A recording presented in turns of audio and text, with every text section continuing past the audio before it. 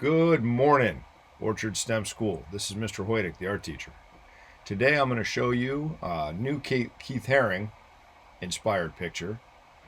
And this is one of Keith Haring's what I call detailed drawings. So his figures don't have, they have details in the middle instead of just colors. In most of his artwork, you don't see eyes or many details, just the outline. And this one's the opposite. And this is based on Untitled from 1984. So I'm going to start like right about in the middle, because it starts with some circular shapes, and I count one circular shape, and then I count two circular shapes. And I'm just right now looking at the purple areas, because I'm going to do the outlines first, and then I'm going to add the details on the inside. And let's see, above this, a little rectangular shape. And it's symmetrical, so if I make a curve on the right, I'm going to make a curve on the left. And the wing parts sort of stretch out. And 2, and 3, 4, a couple bumps. And I'll do this on the other side. 1, and 2, and 3, and 4, and a couple bumps, and a curve. And you can see it's not perfect. On the left side, it hangs down a little bit more. I'm not going to let that bother me. And I'm just looking for the purple areas, the purple shapes. It should actually be bigger. And so I'm going to make this part bigger just because I want to. And that's probably okay. Now, I'm going to make a semicircle over here on the right side, and I'm going to make a semicircle over here on the left side. And inside here are some more details. Get them symmetrical.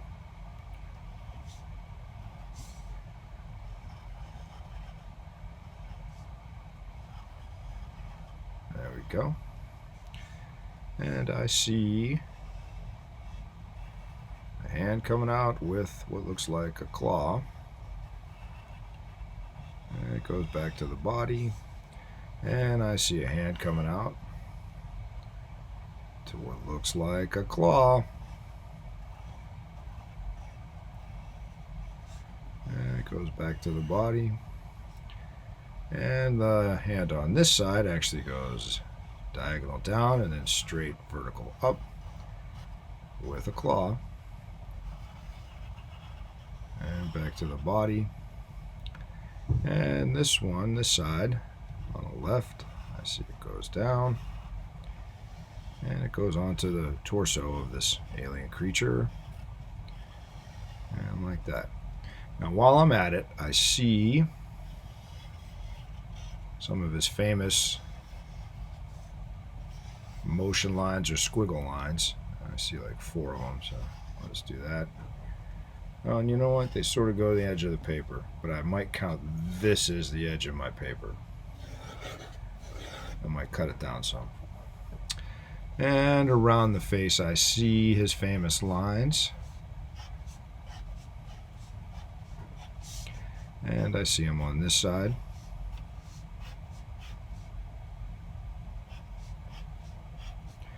And I need to make the squiggle lines on the left side. Oh, and I actually see some lines here. Okay. Now, I know that I also see where the claws interact. I have that, some squiggle line, or some motion lines, or accent lines. I'm not sure if they're moving or they're just. And I see a circle here, a larger part in the middle.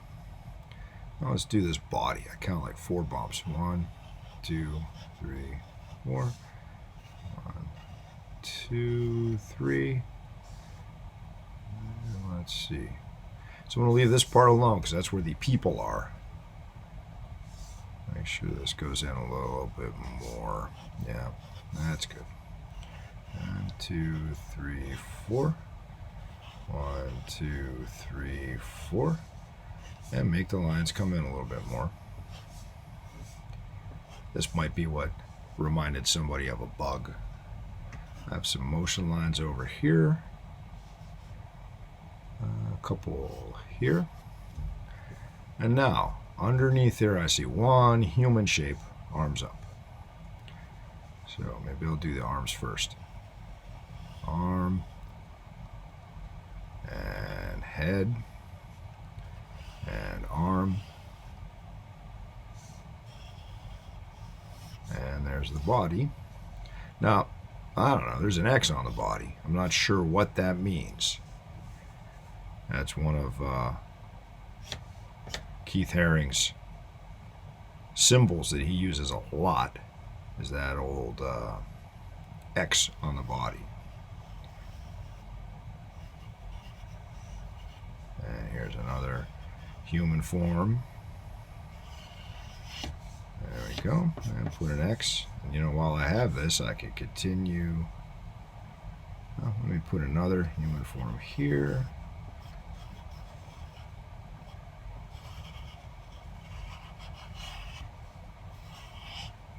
Alright, now we'll put an X. And we can put a human form here. And there's the head. And there's the arm. And we'll put an X. And one more.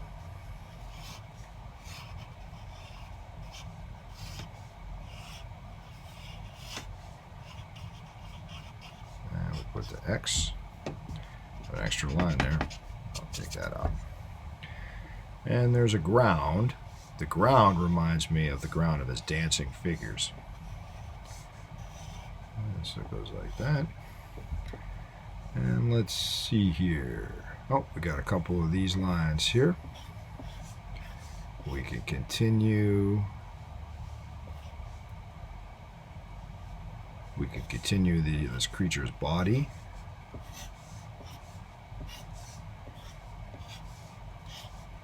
And I know on the original it doesn't have it, but I have some space. All right, so there we go. There's the basic outline. But here's where things get interesting. You know what I'll do? I'll go to one of the figures, and I want to show you how I would add the details. And for that, I'm going to use a couple of markers and a colored pencil. And I'm going to start with purple because that's what he used. And I'm going to go ahead and I'm going to trace around. Now notice when I trace them, I'm making them thicker. It's on purpose. And so you could go ahead and you can start outlining all the outline of all your figures on your picture.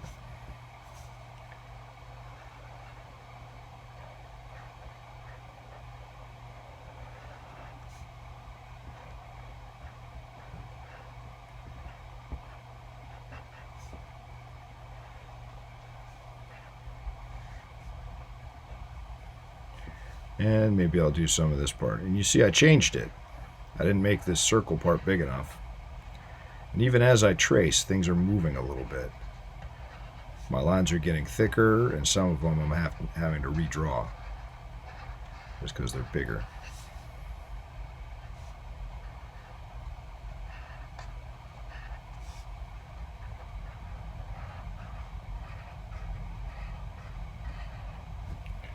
And even these lines, make them a little thicker.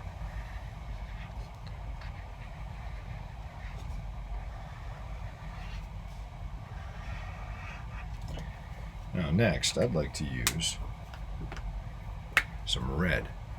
Now what I can do is, in the empty space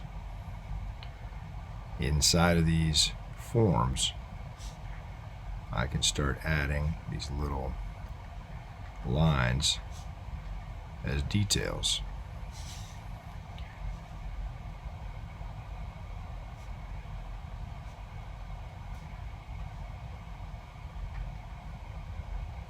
They're actually everywhere. And I'm using the very tip of my marker.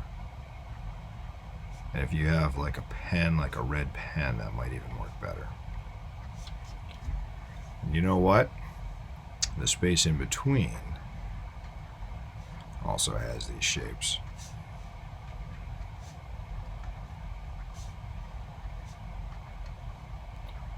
They're not really shapes, they're lines because they don't connect.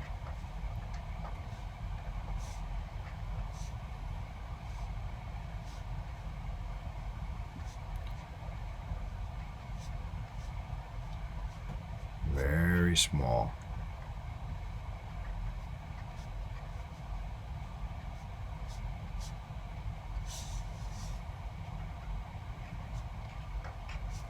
And it's almost like I'm making letters, but they're not human letters.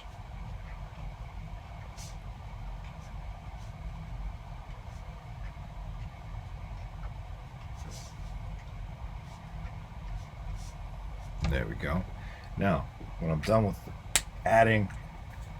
outlining all the purple part and adding all the red details, what I can do is with colored pencil, I can go back in and I can color all the empty space. Do the colored pencil after you have done the marker.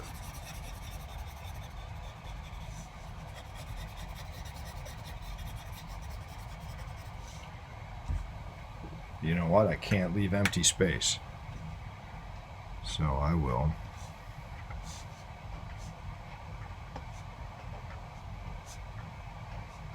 add all these details throughout. And if I see too much white, I'm going to go back and I'm going to start adding some more. All right. So this is what I call Keith Haring's detailed artwork. Not big shapes of color, but instead many little designs that fill in his spaces. All right, try it on your own. I can't wait to see your artwork. Thanks and have a great day.